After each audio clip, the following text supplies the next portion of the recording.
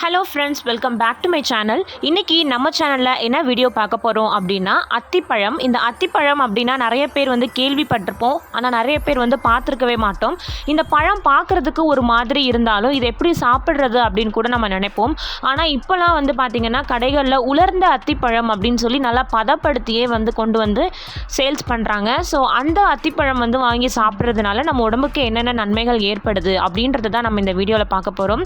So நமக்கு உலர்ந்த பழங்கள் அப்படின்னாலே உலர் திராட்சை இல்லைனா பதப்படுத்தின பாதாம், பிஸ்தா, முந்திரி இதுதான் நமக்கு மைண்டுக்கு வரும், ஹெல்த்தியான நட்ஸ் அப்படின்னாலே.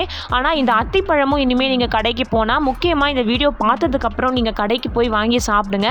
இதனால நிறைய நன்மைகள் இருக்குது. ஸோ அதில் சில நன்மைகளை இந்த வீடியோவில் பார்க்கலாம். முதல் விஷயம் என்ன அப்படின்னு சொல்லி பார்த்தீங்கன்னா, இந்த அத்திப்பழத்தில் நார் சத்து ரொம்பவே அதிகமாக இருக்குது. அதனால் ஒரு நாளைக்கு 3 துண்டு உலர்ந்த அத்திப்பழம் சாப்பிட்டாலே நம்ம உடம்புக்கு தேவையான 5 கிராம் நார் சத்து கிடச்சிருது. அந்த நார் சத்து கிடைக்கிறதுனால நம்மளுடைய குடல் இயக்கம் ரொம்பவே நல்லா இருக்குது. அப்போனா செரிமான பிரச்சனைகள் எதுவுமே வராது. அது மட்டும் இல்லாமல் நம்ம சாப்பிட்ட பொருள் நல்லா செரிமானமாகி மலச்சிக்கலும் ஏற்படாமல் நமக்கு ரொம்ப சீராக நம்மளுடைய உடல் அமைப்புகள் எல்லாமே நல்லா வேலை செய்யும். இரண்டாவது விஷயம் என்ன அப்படின்னா, இந்த அத்திப்பழம் சாப்பிட்றதுனால எடை குறையுது. ஸோ வெயிட்டை குறைக்கணும்னு நினைக்கிறவங்க அத்திப்பழத்தை ஒரு நல்ல ஸ்நாக்ஸாக எடுத்துக்கலாம், உலர்ந்த அத்திப்பழத்தை. ஸோ நீங்கள் ஒரு துண்டு அத்திப்பழம் சாப்பிட்டாலுமே அதில் பார்த்தீங்க அப்படின்னா வெறும் 47 கலோரிகள் மட்டும்தான் இருக்குது. ரொம்பவே குறைவான கலோரி தான். இதனால் நம்ம உடம்புக்கு 0.2 கிராம் அளவுக்கு தான் கொழுப்பு சேருது. அது ஒன்றும் அந்தளவுக்கு பெரிய கொழுப்பு கிடையாது. ஸோ நீங்கள் ஸ்நாக்ஸ் சாப்பிட்ணுன்னு நினைக்கிறவங்க அந்த டைமில் இந்த உலர்ந்த அத்திப்பழத்தை நல்ல ஒரு ஸ்நாக்காக எடுத்துக்கலாம். மூன்றாவது விஷயம் என்ன அப்படின்னு பார்த்தீங்கன்னா, ஹை பிளட் ப்ரெஷர், உயர் ரத்த அழுத்தம்னு சொல்லுவாங்க. இதை கட்டுப்பாட்டுக்கு கொண்டு வரணும் அப்படின்னா இந்த அத்திப்பழம் கண்டிப்பாக சாப்பிடலாம். நம்ம உணவில் அதிகமாக உப்பு சேர்த்துக்கிறதுனால தான் நமக்கு சோடியத்தோட அளவு நம்ம உடம்புல அதிகமாகிடுது. அப்படி அதிகமாகும் போது பொட்டாசியத்தோட அளவு ரொம்பவே குறைஞ்சிருது. இதனால தான் நமக்கு பிபி வருது. இந்த அத்திப்பழம் சாப்பிட்றதுனால அத்திப்பழத்தில் ரொம்ப கம்மியான சோடியம் இருக்குது, அதிகமான பொட்டாசியம் இருக்குது. அதனால் இதை நம்ம சாப்பிடும்போது உயர் ரத்த அழுத்தம் கட்டுப்பாட்டுக்குள்ளே வந்துடுது. நாலாவது விஷயம் என்ன அப்படின்னா, எல்லா பழத்துலையுமே பார்த்திங்கன்னா ஆன்டி ஆக்சிடென்ட்னு இருக்கும். அதாவது மற்ற திராட்சைகளாக இருக்கட்டும், பாதாம், முந்திரியாக இருக்கட்டும், அதில் இருக்கிற அந்த ஆன்டி ஆக்சிடென்ட்டை விட இந்த அத்திப்பழத்தில் இருக்கிற ஆன்டி ஆக்சிடென்ட் ரொம்பவே தரமானது அப்படின்னு ஆய்வுகள் மூலமாக கண்டுபிடிச்சிருக்காங்க. முக்கியமாக இதில் இருக்கக்கூடிய வைட்டமின் சி மற்றும் வைட்டமின் இ, இது ரெண்டுமே ரொம்ப தரமானது, ரொம்ப முக்கியத்துவமானதுன்னு சொல்கிறாங்க. அடுத்த ஒரு முக்கியமான நன்மை என்ன அப்படின்னு சொல்லி பார்த்தீங்கன்னா, இதில் ஆன்டி ஆக்சிடென்ட் ரொம்பவே அதிகமாக நிறைஞ்சிருக்கிறதுனால புற்றுநோய் செல்கள் நம்ம உடம்புல வளர்றதையும் கண்டிப்பாக இது தடுக்கும்.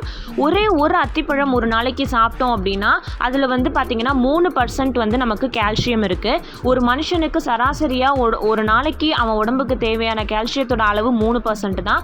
அந்த 3% இந்த ஒரு அத்திப்பழத்தில் இருக்குது. அப்போ தினமும் ஒரு அத்திப்பழம் சாப்பிட்டுட்டு வந்தோம்னா நம்மளுடைய உடம்புக்கு தேவையான கால்சியம் நமக்கு எப்போதுமே சீராகவும் சரியாகவும் இருக்கும். இதனால் எலும்புகள் எல்லாமே ரொம்ப வலிமையாக இருக்குது. அடுத்த ஒரு முக்கியமான ஒரு நன்மை என்ன அப்படின்னு சொல்லி பார்த்தீங்கன்னா, சர்க்கரை நோயாளிகள் எல்லாமே அத்திப்பழம் சாப்பிட்றதுக்கு கொஞ்சம் யோசிப்பாங்க. ஏன் அப்படின்னா அத்திப்பழத்தில் அதிகமாக இனிப்பு இருக்கிறதுனால. ஆனால் முற்றிலும் அது தவறு. அத்திப்பழத்தில் நார்ச்சத்து அதிகமாக இருக்கிறதுனால நீரிழிவு நோயாளிகள் சாப்பிடலாம். ஆனால் சாப்பிட்றதுக்கு முன்னாடி மருத்துவரை அணுகிட்டு ஒரு நாளைக்கு எத்தனை பழம் சாப்பிடலான்னு மருத்துவருடைய ஆலோசனை கேட்டுட்டு நீரிழிவு நோய் உள்ளவங்க கண்டிப்பாக அத்திப்பழம் சாப்பிடலாம். அடுத்தது பார்த்திங்கன்னா, இரத்த சோகை அப்படின்னு சொல்லக்கூடிய ஒரு நோயும் இந்த அத்திப்பழத்தால் கண்டிப்பாக குறையும். எப்படின்னா, இந்த அத்திப்பழத்தில் ஒரே ஒரு அத்திப்பழம், உலர்ந்த அத்திப்பழத்தில் 2% இரும்பு சத்து இருக்குது. நம்ம உடம்புக்கு இரும்பு சத்து எதுக்கு தேவைன்னு பார்த்தீங்கன்னா, ஹீமோகுளோபின் அளவை குறைய விடாமல் அதிகரிக்கும். உடம்பு முழுக்கமே அதை கரெக்டாக மெயின்டைன் பண்ணுறதுக்கு இந்த இரும்பு சத்து ரொம்பவே ஹெல்ப் பண்ணுது. இந்த ஒரு உலர்ந்த அத்திப்பழத்தில் 2% நமக்கு இரும்பு சத்து இருக்கிறதுனால ஒரு நாளைக்கு ஒரு அத்திப்பழம் சாப்பிட்டாலே போதுமானது. உடம்புக்கு தேவையான இரும்பு சத்தும் கிடைக்கும், ஹீமோகுளோபின் அளவும் அதிகரிக்கும். இதனால நமக்கு இரத்த சோகை நோய் வராது. ஸோ இந்த மாதிரி நிறைய நன்மைகள் இந்த அத்திப்பழத்தில் இருக்குது. இந்த வீடியோ உங்களுக்கு பிடிச்சிருந்தா உங்கள் ஃப்ரெண்ட்ஸ் அண்ட் ஃபேமிலிக்கு ஷேர் பண்ணுங்கள். மறக்காமல் உங்களுக்கு இந்த வீடியோ பிடிச்சிருந்தா கமெண்ட் பண்ணுங்கள். அண்ட் நம்ம சேனல் இன்னும் சப்ஸ்கிரைப் பண்ணாமல் இருந்தீங்கன்னா சப்ஸ்கிரைபும் பண்ணிவிடுங்க. ஸோ அப்போ தான் நான் போடுற இந்த மாதிரி வீடியோஸ் உங்களுக்கு நோட்டிஃபிகேஷன் வரும். அண்ட் உங்களுக்கு இந்த மாதிரி எந்தெந்த வீடியோஸ் வேணும், எதை பற்றி இன்னும் நீங்கள் நிறையா தெரிஞ்சுக்கணும்னு ஆசைப்படுறீங்களோ அந்த விஷயங்களை நீங்கள் கமெண்ட் செக்ஷனில் கமெண்ட் பண்ணலாம். கண்டிப்பாக நம்ம சேனல்லேருந்து வீடியோ அப்லோட் பண்ணப்படும். இந்த வீடியோ பார்த்ததுக்கு ரொம்ப ரொம்ப நன்றி. மீண்டும் அடுத்த ஒரு நல்ல வீடியோவோட நான் உங்ககிட்ட பேசுகிறேன். Until then, this is Syedsaki, a creator. Thank you for watching.